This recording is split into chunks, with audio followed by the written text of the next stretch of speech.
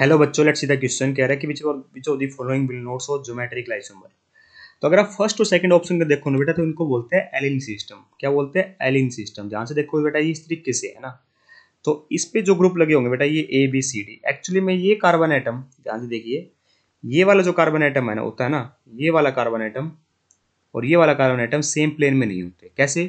मान लीजिए हमारा क्या है, ये इसका पी एक्स ऑर्बिटल और इसका पी एक्स ऑर्बिटल होगा, ठीक है, जिससे जिनकी साइड वेज ओवरलैपिंग होने से क्या बना होगा? पाई बॉन्ड बना होगा, ठीक है। और अब देखिए इसका पी वाई और इसका पी वाई होगा, ठीक है, जिससे क्या होगा? ये साइड वेज ओवरलैपिंग हुई होगी, ठीक है।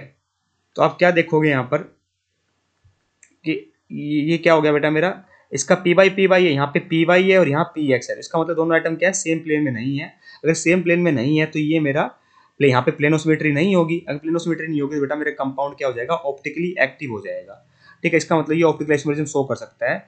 एक्चुअली में क्या होता है, एक में एक एटम ऐसे अबव द प्लेन, एक बिलो द प्लेन होंगे, और ये दो एटम सेम प्लेन में होते हैं। बस ध्यान देना है बेटा कि दोनों सेम नहीं होने चाहिए, सी और डी सेम नहीं होने चाहिए, ए और बी सेम नहीं होने चाहिए, और ये ऑप्टिकल आइसोमरिज्म शो कर देगा। बस यहाँ पे देखिए दो डबल बॉन्ड आगे लगातार, इसमें एक हाइड्रोजन लगा, एक क्लोरीन, एक हाइड्रोजन क्लोरीन, बिल्कुल सही है बेटा। ये दोनों आपस में सेम नहीं होने चाहिए, ये दोनों ए सी के बराबर हो सकता है, बी डी सेम हो सकता है। इसका मतलब ज्योमेट्रिक आइसोमरिज्म शो कर देगा। और सेम चीज बेटा सेकंड वाले क्वेश्चन में हो रही है, ठीक है। ये भी एलिन सिस्टम है, तो एलिन सिस्टम बेटा मेरे ऑप्टिकली एक्टिव होते हैं क्योंकि इनमें प्लेनोसिमेट्री प्रेजेंट नहीं होती। इसका मतलब ये ऑप्टिकल आइसोमरिज्म शो कर सकते हैं। पर थर्ड ऑप्शन देखिए बेटा, यहाँ दो काइरल सेंटर है। पहली बात तो काइरल सेंटर का मतलब होता है ऐसा आइटम जिसपे चार ग्रुप डिफरेंट लगे हो ना, ठीक है। काइरल सेंटर हो गया। कंपाउंड को ऑप्टिकली एक्टिव होने के लिए बेटा काइरल सेंटर तो होना ही होना चाहिए, ठीक है। तो यहाँ ऊपर वाले में कहोगे काइरल सेंटर नहीं है, पर वहाँ काइरल एक्सिस बोलते हैं बेटा, उसको क्या बोलते हैं? काइरल एक्सिस होती है, ठीक है, एलिन सिस्टम के अंदर। पहली बात ध्यान रखना, यहाँ क्या है बेटा? काइरल सेंटर है। काइरल सेंटर का मतलब हो गया ऐसे एटम से चार ग्रुप डिफरेंट हो, पर साथ में कोई प्लेनोसिमेट्री नहीं प्रेजेंट होने चाहिए, ना कोई सेंट्रोसिमेट्री, ठीक है। तो यहाँ साफ दिखाई दे रही है बेटा प्लेनोसिमेट्री। इस तरीके से प्लेन डाल दूंगा। तो प्लेनोसिमेट्री का मतलब यही होता है बेटा कि आप प्लेन डालो तो एक दूसरे की मिरर इमेज नहीं बनना चाहिए दोनों साइड। तो यहाँ तो दिखाई दे रहा है ओ एच की ओ एच मिरर इमेज बन जाएगी, एच की एच, और सी ओ एच की सी ओ एच। इसका मतलब इसमें प्लेनोसिमेट्री प्रेजेंट है और दो काइरल सेंटर प्रेजेंट है। इसका मतलब कंपाउंड ऑप्टिकली इनएक्टिव है, तो ये ऑप्टिकल आइसोमरिज्म शो नहीं करेगा। और हमसे ये पूछा गया था कौन सा शो नहीं करेगा। फोर्थ ऑप्शन देखिए बेटा, फोर्थ ऑप्शन में तो कोई दिक्कत ही नहीं है बेटा। एक ऐसा एटम है, देखो मैं सोर्स में कन्वर्ट कर रहा हूँ उसको। ये कार्बन एटम एक है जिसपे हाइड्रोजन लगा है, मिथाइल लगा है, क्लोरीन लगा है, दूसरे कार्बन से अटैच्ड है।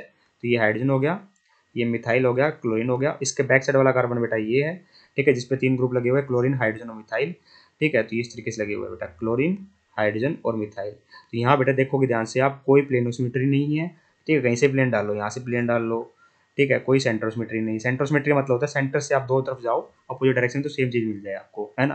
तो ना कोई सेंट्रोसिमेट्री, क्योंकि इस साइड से जाओगे तो चलो क्लोरीन मिल गया, इस साइड क्लोरीन मिल गया, पर इस साइड बेटा हाइड्रोजन और मिथाइल। सेंट्रोसिमेट्री प्रेजेंट नहीं है। ऐसे प्लेन डालो चाहे ऐसे प्लेन डालो, कहीं से प्लेन डालो, कोई प्लेनोसिमेट्री प्रेजेंट नहीं है, ठीक है। और ऐसा आइटम भी है जिसपे चार ग्रुप डिफरेंट लगे हुए हैं ना, दो दो ऐसे आइटम लगे हुए हैं। इसका मतलब ये ऑप्टिकली एक्टिव है और ऑप्टिकल आइसोमरिज्म शो कर देगा। तो option number third perfectly correct है। वन और टू का स्पेसिफिकली ध्यान रखना बेटा, एलिन सिस्टम होता है, ठीक है। उनके अंदर कायरल एक्सिस होती है, इस कारण से बेटा वो क्या होते हैं? मेरे ऑप्टिकली एक्टिव होते हैं, ठीक है। कोई हमारा प्लेनोसिमेट्री वगैरह नहीं होती, ठीक है। दोनों carbon atom out of plane होते हैं ना, सेम प्लेन में नहीं होते, कहने का मतलब ये हुआ। तो I hope you got the answer. Option number third is correct here. Thank you so much.